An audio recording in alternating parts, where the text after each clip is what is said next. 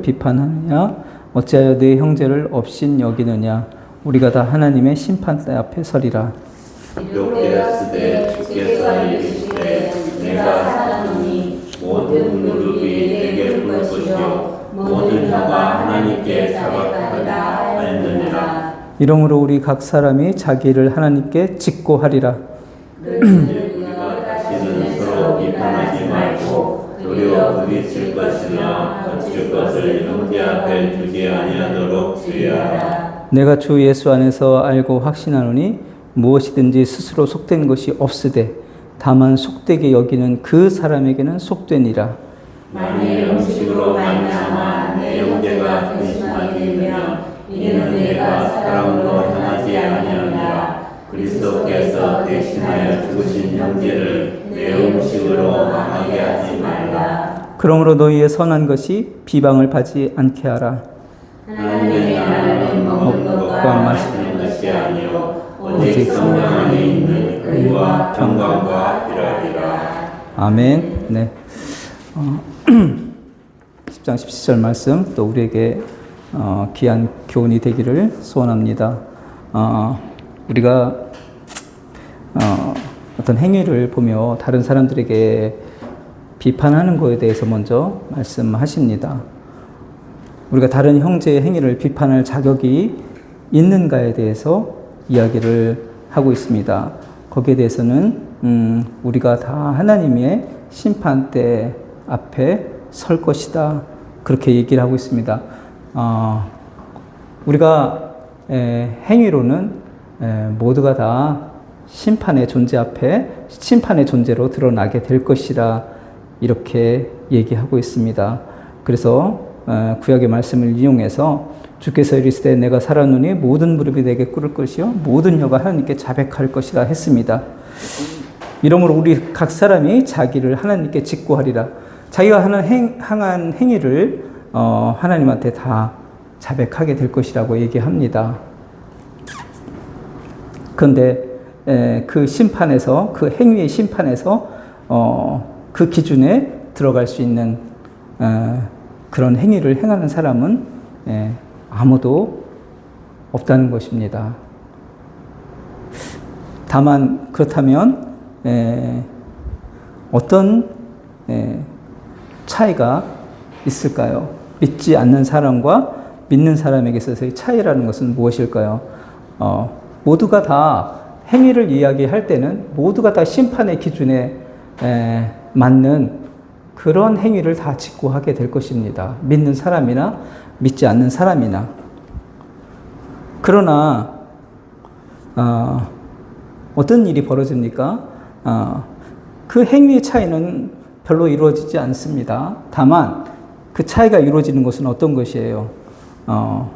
어린 양의 피에서 제가 거짓말을 하면서 살았습니다를 직고하게 되면 믿지 않는 사람들은 그것이 그대로 심판으로 연결이 되겠죠. 그렇지만 믿는 사람들은 그것이 그리스도 어린 양의 피로 용서되어지는 것을 동시에 경험하게 될 것입니다. 그래서 우리가 도둑질했습니다. 간음했습니다. 동시에 그 너 행위가 그리스도의 피로 용서되어진다는 말을 동시에 들으면서 직고하게 될 것입니다. 그렇지만 믿음이 없는 사람에게는 이것이 그대로 다 죄로 기록이 될 것입니다. 우리가 이 상황을 잠깐 한번 보기 위해서 요한계시록 끝에 있는 20장을 보도록 하겠습니다. 요한계시록 20장, 성경 끝에 있는 요한계시록 20장을 보도록 하겠습니다. 20장 11절 말씀을 한번 보겠습니다. 요한계시록 20장 11절. 네. 또 내가 크고 흰 보좌와 그 위에 앉으신 이를 보니 땅과 하늘이 그 앞에서 피하여 간데없더라.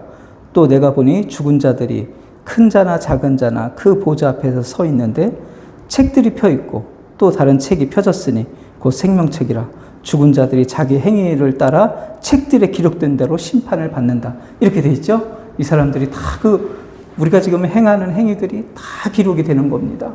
그래서 그것이 다 그대로 심판을 받게 될 것입니다. 그러나 15절에 보면 누구든지 생명책에 기록되지 못한 자는 불못에 던져지더라 이렇게 되어 있죠.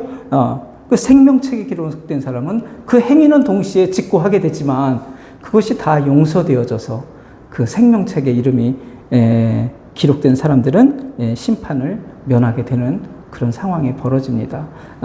마지막 심판날에 이러한 것이 펼쳐질 것이라는 것을 얘기하고 있습니다. 그래서 우리가 우리 눈에 조금 우리가 더 저 사람보다 나은 행동을 하는 것 같다 할지라도 우리는 그렇게 사람 앞에서 그 사람을 비판하고 업신여길 수 있는 존재가 아니라 우리도 다 행위로 보면은 심판을 받아 마땅한 그런 존재라는 생각으로 우리가 형제를 대해야 되겠습니다. 우리가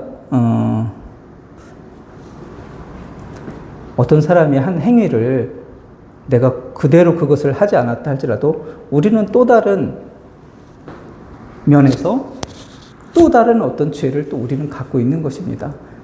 예를 들어서 바리새인들이 세리들을 나무랬죠. 예배도 잘 안 드리고 그리고 11조도 내지 않고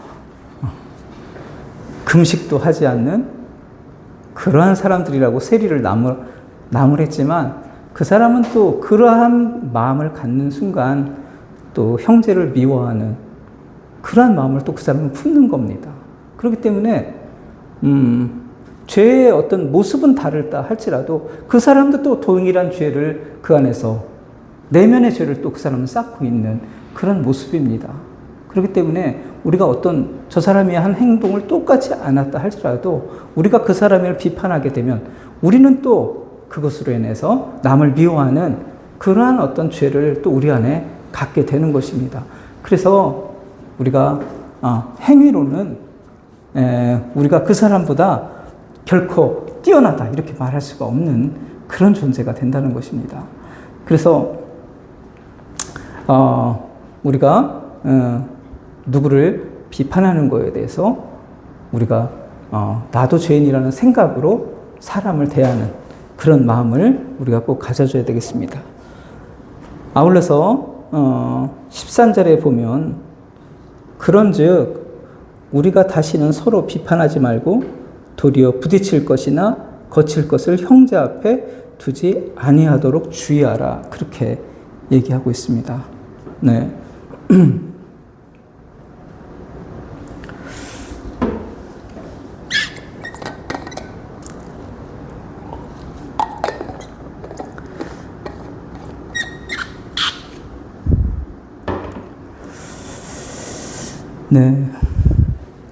네, 부딪힐 것이나 거칠 것을 형제 앞에 두지 않는다는 것은 무엇일까요? 네.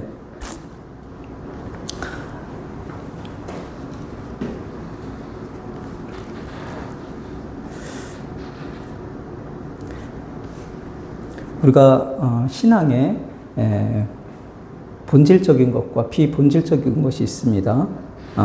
근데 우리가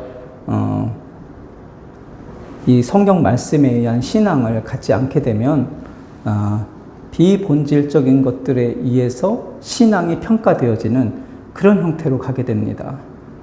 그래서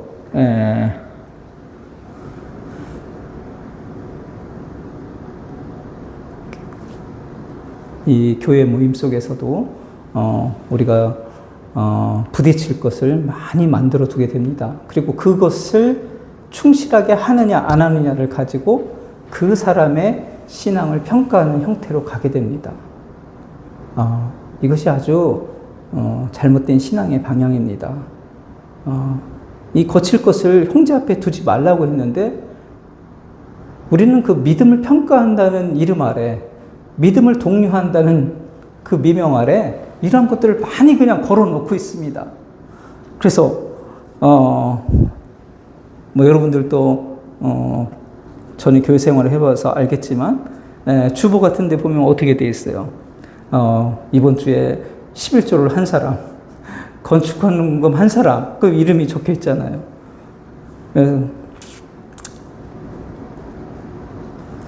새벽 기도, 특별 새벽 기도에 뭐 그런 행사를 또 갖고, 또 뭐 릴레이 뭐 금식 기도 뭐 이런 거 하고, 건축헌금 이번 주 학계 뭐 이런 거 적고, 이런 것들이 많습니다. 이게 신앙의 본질을 그리스도에게를 가야 되는데, 우리 행위에 포커스를 두게 하려고 하는 부딪히는 돌이에요. 거치는 돌. 우리 신앙을 예수님을 만나지 못하게 만드는 것입니다. 그래서 이 사람이 본질적으로 예수님을 만나고 사랑하는가에 관심이 아니라, 이 사람이 이 건축업무 얼마를 냈는가, 특별 새벽 기도에 참여를 했는가, 11조를 했는가, 금식을 했는가, 이것으로 그 신앙을 평가하게 되어지고, 그리고 그것을 참여하지 않은 사람과 참여한 사람은 분리되어서 서로 비판하게끔 만드는 그런 형태의 신앙을 우리가 갖게 된다는 것입니다. 이런 거를 두지 말라는 거예요. 교회 안에, 그리스도의 모임 아래. 왜냐하면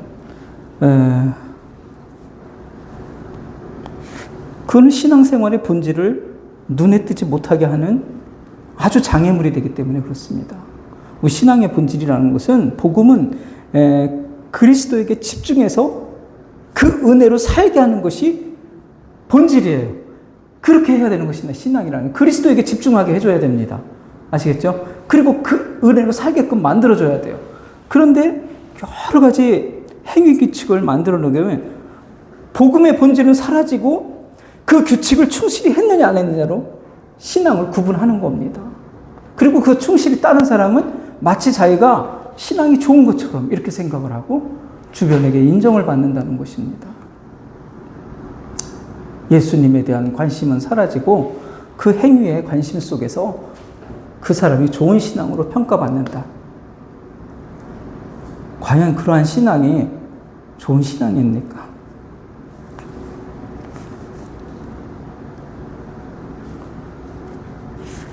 우리 한번 성경 또 한번 찾아보겠습니다. 누가복음 18장.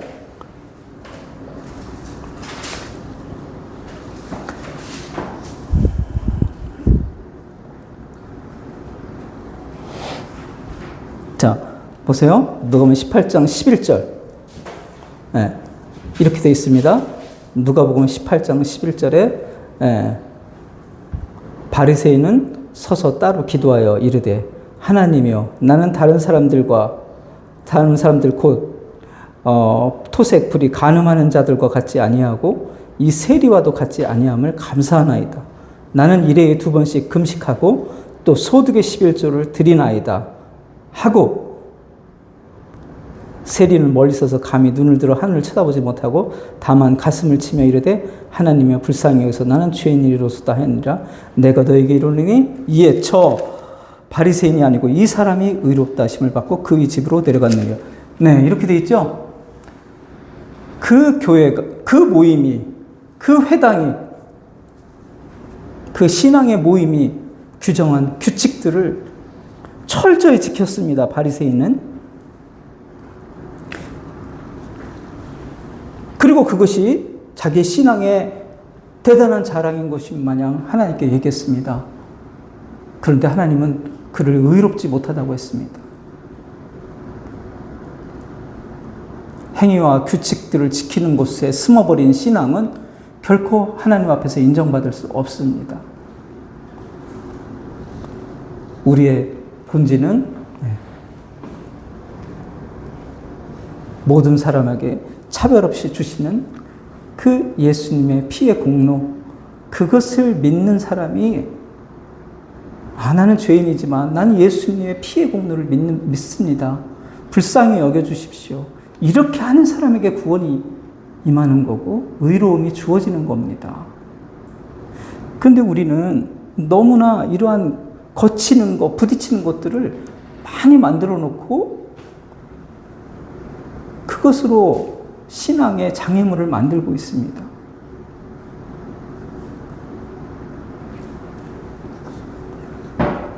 그래서 그것으로 사람들의 그냥 신앙의 모습을 평가하고 신앙심 좋다. 잘 믿는 사람이다. 이렇게 얘기를 한다는 거예요. 어떻게 보면 이 바리새인들을 계속 양산하고 있습니다.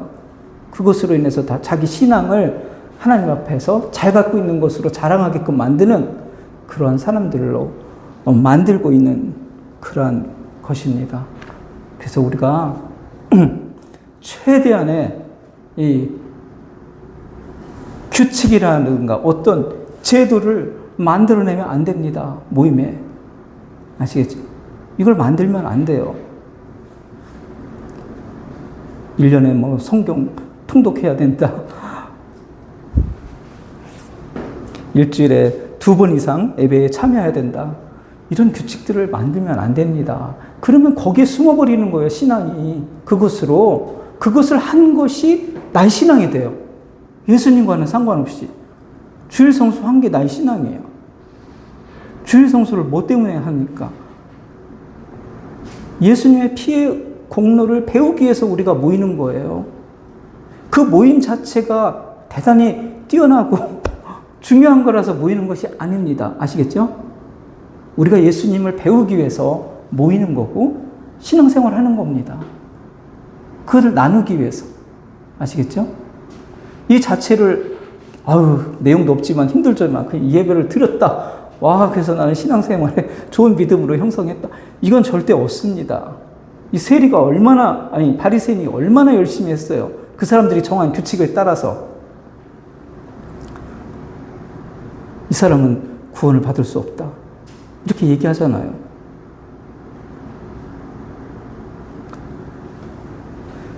그래서 인간이 만들어가는 여러 가지 규칙과 제도를 이 모임에 두면 안 된다. 그것으로 사람들이 신앙이 숨어버려요. 그것을 잘하는 것이 신앙인 줄 알게 된다는 것입니다. 그래서 여기 그런 것 만들지 말라고 얘기하고 있잖아요. 근데 왜 이렇게 만드는 겁니까? 그런 것을. 예수님을 만나게 해줘야 되는데 왜 규칙을 만나게 해주느냐 이거죠. 자, 해서 다시 로마서로 오도록 하겠습니다.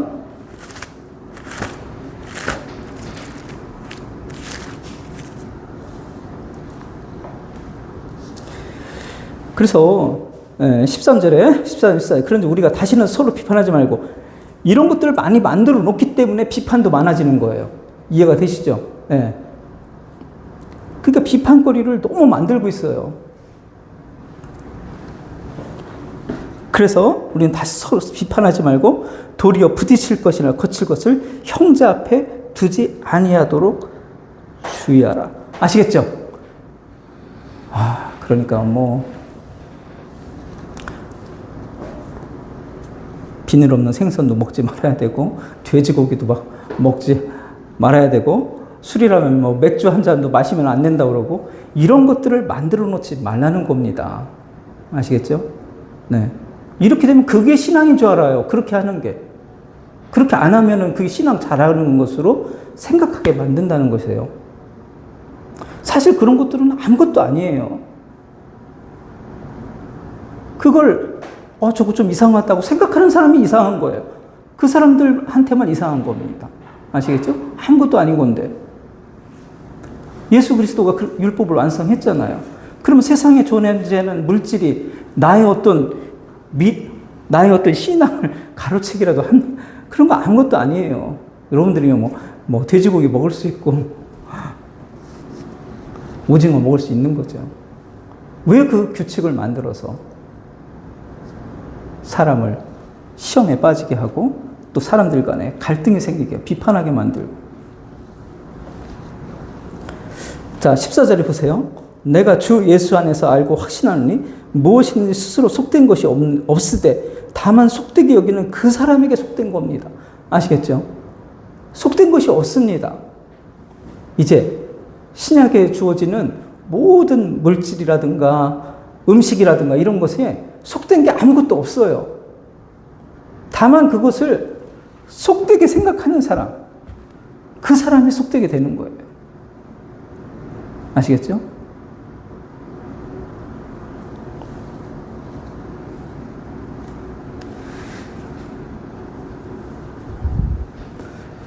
그러니까 제사를 드릴 음식이다. 이거 먹으면 너 이제 큰일 난다. 부정하게 된다. 이런 거 없습니다. 이제는. 아시겠죠? 그 음식이 그 사람을 속되게 하지 않아요. 우리가 그리스도에 대한 믿음이 있는가 없는가로 그 속됨이 규정되는 거지, 내가 이 음식을 먹었다고 해서 속되게 되는 건 절대 아닙니다. 네. 아시겠죠? 그 사람이 그거를 거룩하지 않다고 먹게 되면 그 사람에게나 거룩하지 않게 되는 거예요. 자, 그래서 15절에 보면 만일 음식으로 말미암아 내 형제가 근심하게 되면 이는 내가 사랑으로 행하지 아니함이라. 그리스도께서 대신하여 죽으신 형제를 내 음식으로 망하게 하지 말라. 자, 속된 음식은 없습니다. 속된 물질도 없고. 그런데 다만 어떤 게 필요하냐?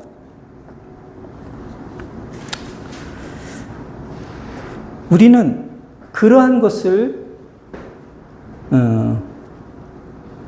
우리에게 있는 그러한 것들을 표현함에 있어서, 아시겠죠? 표현함에 있어서 우리에게는 사랑과 배려가 필요하다는 겁니다.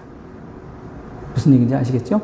네. 우리 안에 있는 이 아무것도 속된 것이 없다고 생각하는 것은 너무나 중요한 겁니다. 소중한 겁니다.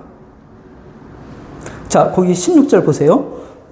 그러므로 너희의 선한 것이 비방을 받지 않게 하라.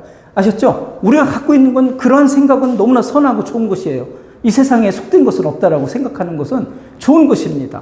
그렇지만 그게 비방을 받지 않게 하라는 거예요. 아시겠죠? 사랑과 배려로 접근하라는 것입니다. 예를 들어서 어떤 사람이 자기는 비늘 없는 생선과 뭐 돼지고기는 부정한 음식으로 생각하는 사람이 있다고 해볼게요. 그러면 그 사람에게 나의 복음에 대해서 설명을 해주는 건 너무 중요한 거예요. 아시겠죠? 그렇지만 그 사람 앞에 설명도 없이 내가 그 앞에서 난 이거 먹을 수 있다고 하면서 비늘 없는 생선과 돼지고기를 막 먹는다는 것은 그 사람을 배려하지 않는 거죠. 그 사람에게 상처를 주는 거죠. 우리는 나의 어떤 행동을 함에 있어서 내가 자유를 가지고 있다 할지라도 그 자유를 그 사람에게 상처가 되지 않도록 사용할 수 있는 그 사랑과 배려가 또한 우리에게 필요하다는 겁니다. 아시겠죠? 여러분이 갖고 있는 깨달음이나 자유는 너무 소중해요. 그걸 버리라는 건 절대 아닙니다. 아셨죠? 그렇지만 그것을 사용함에 있어서는 배려를 하라는 거예요. 형제가 그것으로 인해서 좌절하지 않도록. 네.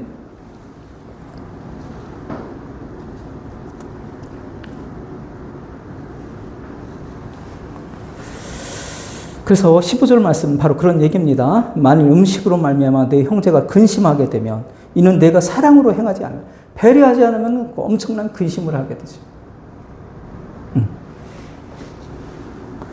그래서 우리는 내가 이걸 보여주려고 먼저 하면 안 되겠습니다. 내가 이거 다 먹을 수 있다 이렇게 보여주려고 하는 것이 아니라 먼저 그 사람에게 그 사람이 좋아하는 음식 소고기, 야채 먹으면서 얘기할 수 있는 거잖아요. 그죠? 왜 오징어, 돼지고기 시켜놓고 얘기할 필요가 뭐가 있어요? 소고기, 야채를 놓고 이야기하세요. 먹으면서 여러분이 갖고 있는 인식에 대해서 그리스도가 그리고 무슨 일을 하셨는지에 대해서 그리고 본질적인 믿음이라는 게 무엇인지에 대해서 설명해 나가는 겁니다. 아시겠죠? 그래서 인식을 바꿔주려고 해야 되겠죠.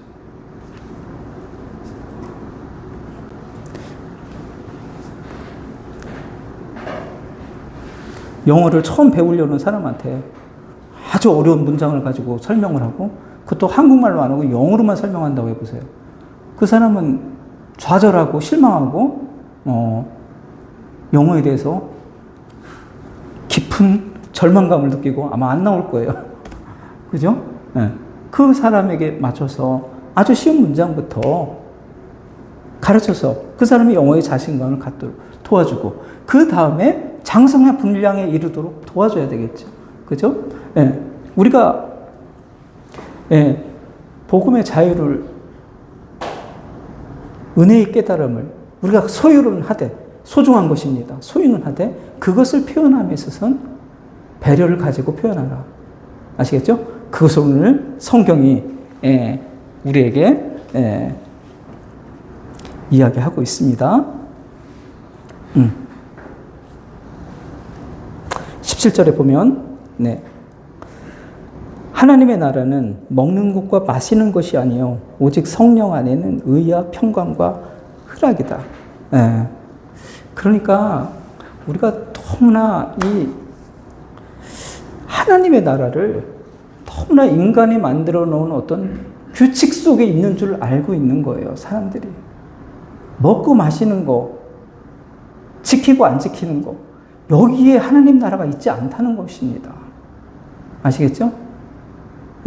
여기 하나님 나라가 있는 것이 아니에요. 그 행위를 했느냐 안 했느냐에 절대 있지 않습니다.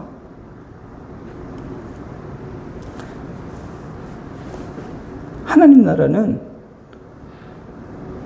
자, 로마서 3장 22절 보겠습니다. 로마서 3장 22절.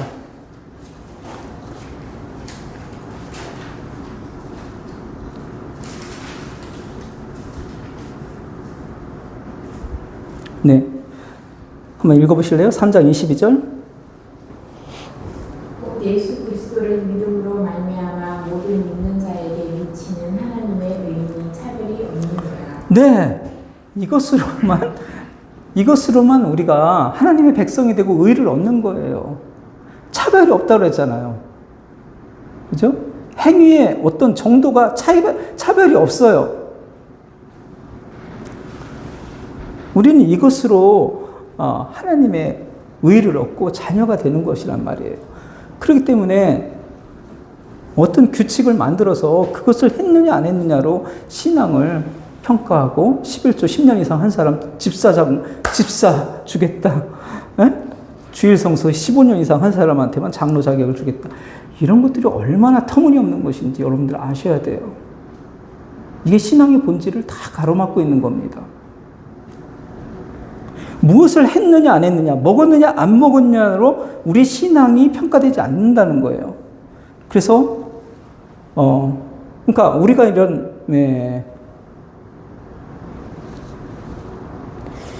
이런 말씀을 배워야 되고 우리가 예배를 드리고 이런 목적이 뭡니까? 이거는 우리 신앙이 정말 우리 가만히 있으면 그런 만들어 놓은 인간의 규칙이 신앙으로 되어지는 그 육체적인 신앙으로 자꾸 가게 돼요. 우리가 이런 말씀을 배우지 않은 게 되면. 아시겠죠? 그 육체적인 것이 신앙이다. 이렇게 생각하기가 너무 쉬워진다는 겁니다. 우리 인간이 선악과를 먹은 후손이기 때문에. 아시겠죠? 그런 쪽으로 가기가 너무 쉬워요. 그래서 이 복음의 본질을 계속해서 우리가 배워 나가야 됩니다. 아시겠죠? 그 본질적인 신앙이 머물러 있어야 돼요. 그러기 위해서 우리가 모이기에 힘쓰는 거예요. 아시겠죠? 그 규칙으로 갈아보고 있는 게 아니라 그 규칙에 매몰되지 않도록 하기 위해서 우리가 모이는 거예요. 그렇지 않게 되면 말씀이 없어지고 그 규칙 속에서 신앙이 형성되어 버리는 아까 같은 세리처럼 고백하는 그런 사람이 돼요. 하나님 나라 앞에서 너 신앙 뭐야? 그러면 저희 20년 동안 주일 성수 했고요. 11조는 꼬박꼬박 냈습니다. 이거 얘기하는 사람이 된다는 겁니다. 심판대 앞에서.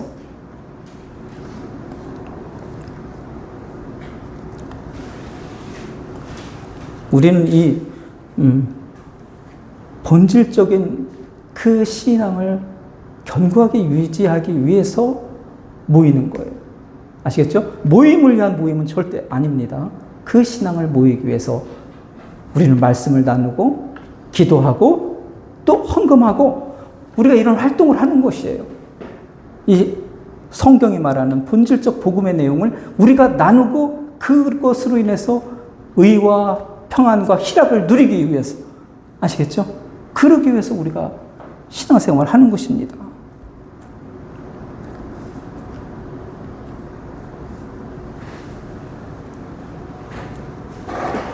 네, 다시 14장 가겠습니다. 네, 14장에 그럼으로써 하나님의 나라는 먹는 것과 마시는 것이 아닙니다. 오직 성령 안에 있는 의와 평강과 희락이라.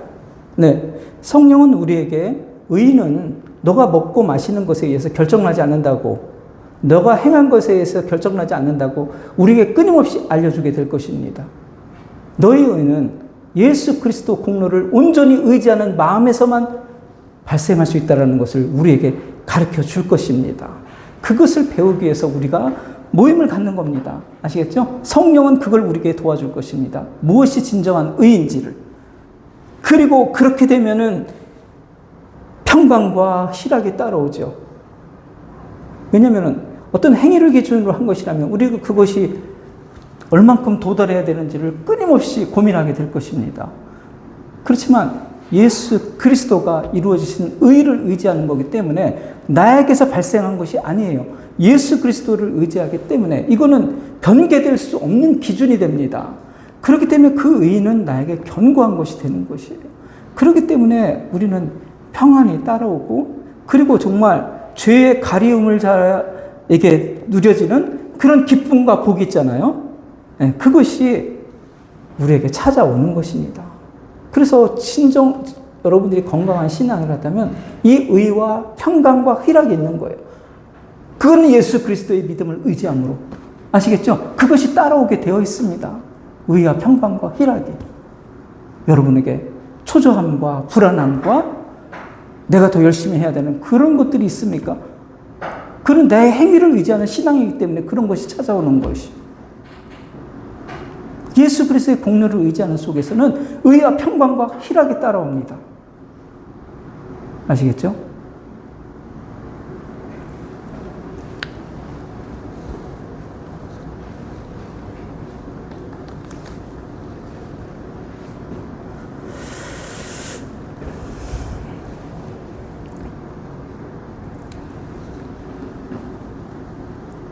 그것이 그러한 믿음이 진정으로 그리스도를 섬기는 믿음입니다.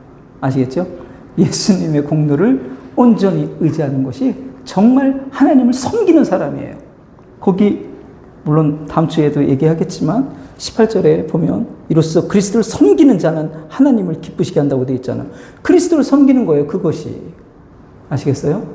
네.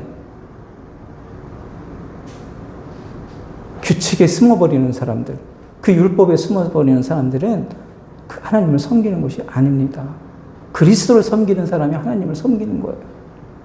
여러분들이 그것을 꼭 알고 내 안에서 정말 하나님 주시는 그 의와 희락과 평안을 누리는 진정한 그리스도인으로 살아가시기를 축원합니다. 네. 기도하겠습니다. 네. 하나님, 성경에 정말 우리가 무엇이 중요한지를 오늘 말씀을 통해서 우리에게 알려주셨습니다. 우리는 말씀과 복음의 직접적인 만남이 얼마나 소중한 것인가를 오늘 말씀을 통해서 우리에게 알려주고 있습니다.